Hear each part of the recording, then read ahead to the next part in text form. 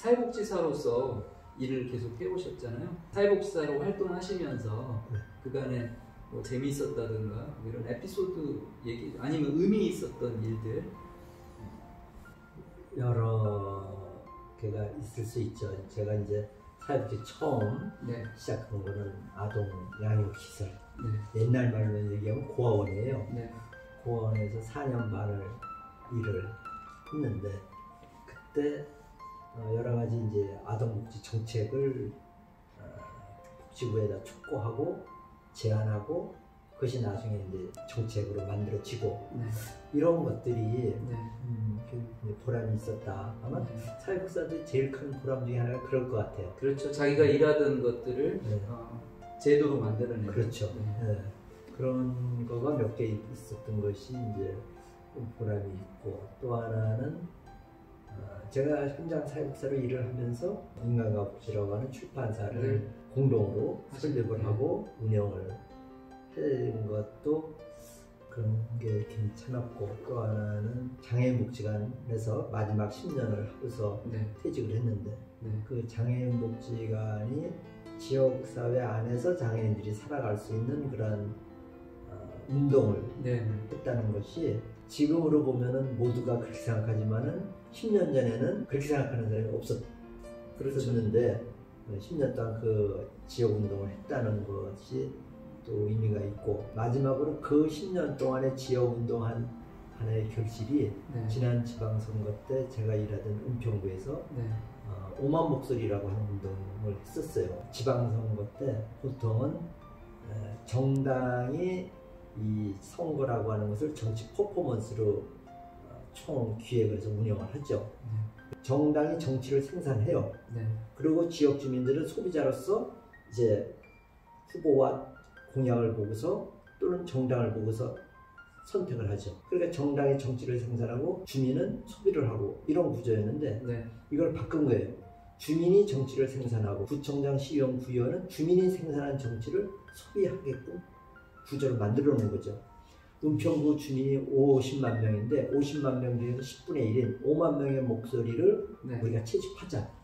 은평이 어떻게 바뀌었으면 좋겠는지, 은평에서 무엇을 해보면 좋겠는지를 남녀노소에게 물어서 그것을 채집을 하고 그걸 가지고 구청장, 시의원, 구의원들에게 이걸 따르시오 라고 주민의 명령을 했던 거죠.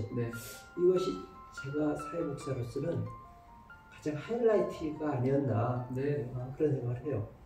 뭐 어떻게 보면 초년 시절에도 그런 정책, 제도를 만드는 데 했었고 마지막 은퇴하실 무렵에도 어떤 일관성 있게 굉장히 거시적인 어떤 실천을 할 수 있어야 되고 또 해야 된다고 생각을 하시면서 아마 사회복지사로서 활동을 하신 것 같습니다. 아마 그거는 후배들에게 좋은 귀감이 될 거라고 생각을 하고 사실 요즘 뭐 매뉴얼과 여러 가지 정부 지원 제도, 정책, 규제 이런 것들을 통해서 그 아래에서 지금 실천을 하고 있는 후배들이 많습니다.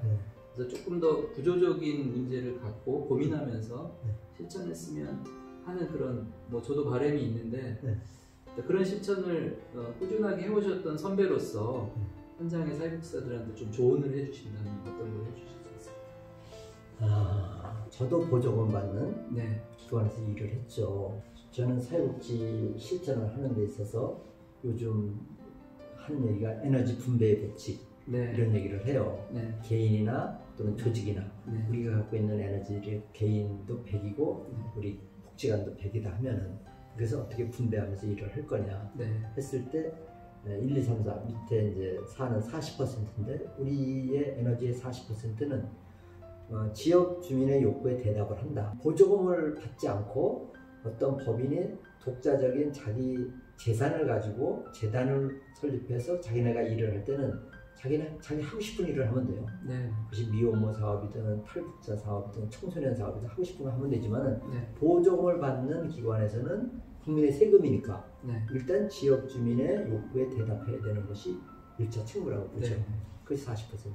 그 다음에 위에 30%는 우리 지역에 필요한 것 그리고 우리 주민에게 도움이 될 만한 것 그들의 삶을 바꿀 만한 것은 이런 것이 아닐까 라고 생각해서 우리가 또 디자인하고 실행하는 사업들이 있죠. 네. 그것이 저는 30%라고 봐요. 네.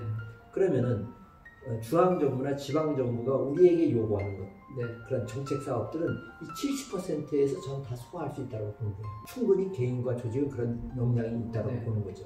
그런데 여기서 120%, 130%를 더 잘하려고 하다 보니 네. 더 이상 많은 일들을 만들어내는 네. 것 같아요. 네. 그래서 평가받을 때 그냥 한 85점? 네. 뭐 그 정도면 되지 않을까. 이거 100점 받으려고 욕심내다 보니까 네. 너무 일을 많이 하는데 과도하게. 한 70% 정도의 에너지 가지고 80점, 90점 사이의 점수는 받을 수 있지 않을까 그런 생각해요. 그 다음에 나머지 이제 위의 것들을 뭐 평가라든가 네. 정부의 부속 간섭에 상관없이 자기들이 하고 싶은 일이 있을 거란 말이죠. 네. 주민을 위해서, 지역을 위해서 자기들이 하고 싶은 일, 그런 일들을 마음껏 20% 안에서 할 수 있다 해서 이것은 검증되지도 않고 누가 보장하지도 않는 거니까 실패할 수도 있죠. 이런 시행착오를 거치면서 우리는 배우는 거고 또 그것이 쌓여서 또 다른 어떤 우리는 발전을 할 수 있는 거니까 네. 그렇게 해서 20% 실험적이고 네. 창의적이고 그렇죠. 도전적인 것들 이런 네. 것들이 20%. 그러니까 나머지 10%가 남는데 이것이 저는 운동이라고 봐요. 네. 지역 복지 운동일 수도 있고 세바사처럼 중앙 복지국가 네. 운동일 수도 있고 네. 이런 거죠. 그래서 이렇게 에너지 분배 법칙에 의해서 우리가 개인과 조직이 일을 한다고 하면은 국가의 또는 지방정부의 어떤 요구되는 정책은 그것대로 우리가 충분히 대답을 해주고 또 우리가 전문가로서 사회복지사로서 지역 주민과 정말 기분 좋게 신명나게 할 수 있는 것들은 그것대로 해볼 수 있고 그렇게 봅니다. 너무 이것에 구속받지 말고 네. 또 이거에 대한 우리의 정당한 책무는 책무대로 수행을 네. 하고 맞습니다. 그다음에 자기들이 하고 싶은 것, 뭐 창의적이고 도전적인 거 이런 것들을 좀 재밌게 보면 어떨까 그런 그렇죠. 생각해요. 정부로부터 위임받은 사무를 네. 정확하게 한 70 정도를 하고 네. 30은 사회복사 조직이 가진 어떤 재량권 범위 하에서 네.